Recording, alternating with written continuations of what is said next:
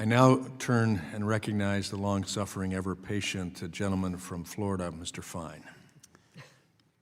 Thank you, Mr. Chairman. You can see my fidgeting here. I guess it's new guy-itis, having to listen to a lot of these questions. Secretary McMahon, thank you for being here. It's a privilege to be able to ask you questions. I do want to save you one follow-up from the meeting. You don't have to meet with your accountant. The incremental tax benefit to you will be zero because we're not lowering any rates. So it will be none. You will continue to pay what you have been paid. I don't know why people continue to lie about that. But I want to ask you about something different. In the world that we live in today, Jews are scared. And I speak to you not just as a congressman, but as a father of two Jewish boys. They're 17 and they are 13 years old. I also speak to you as an alum of Harvard. And I've got to go back and check the data that said in the 90s, 1 in 3 professors were conservative, because I certainly didn't see them anywhere when I was there. But I will tell you, as a Jewish conservative at Harvard in the 90s, despite the fact they tried to kick me out twice, I never felt unsafe as a Jewish student, never once. Sometimes felt persecuted because of my political views, but never, ever, not once in 4 years, 6 years actually, because I went there twice, did I ever feel unsafe. But students do now. And I wear this kippah now. It's a new habit of mine at my son's request because of all the students who don't feel safe wearing theirs. And with my 17-year-old, when he was born, actually 17 years ago, I had a dream that he would follow me to where I went to school.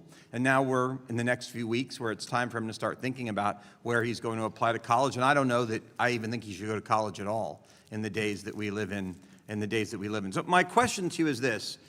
Given that Jews are scared, there are things that we can do on our college campuses, and I thank you for what you are doing. But I believe that a lot of this problem is coming from foreign influence, that our universities are taking money from countries that do not share our values and do not like our politics and do not like our people. And those dollars come at a price. What they do is they don't just give a donation. They say, hey, we're going to endow a school. We're going to endow professorship.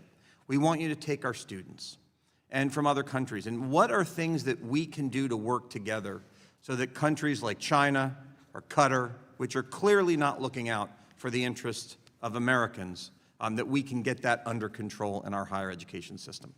Well, thank you for that. And I'm glad that you felt safe, because there are clearly so many students now who do not feel safe. And I have talked to them, and they've told me no child going to college or any school today should feel unsafe in the environment of their education.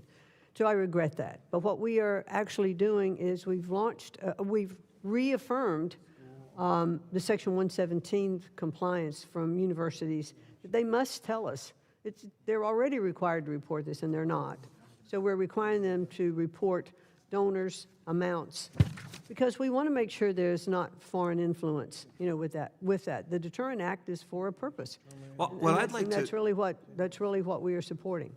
Well, I'd like to work with you, because even if you look at places like Columbia, it's generally not the physics department where we see the problems. It's not generally in what I'll call real degrees.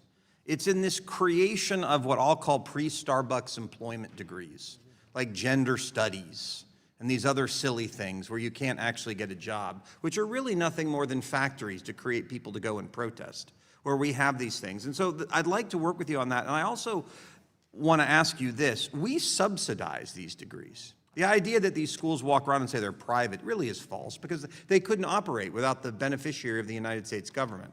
So does it make sense perhaps for us to look at the ideas of saying, if you want to get a student loan to go to the college in the United States, you've got to go get a degree in something where you actually might be able to do something useful when you're done with it? Well, I think that's one of the things when I was discussing before, that I would like to see colleges and universities have more skin in the game. Because if they have more skin in the game, I think that they're going to make sure that the subjects and the degrees that they are offering are going to provide diplomas and pathways to employment in which those students are going to be able to repay their loans, because if they're on the hook for part of that money, they're not going to want to have to pay it if that student is not successful.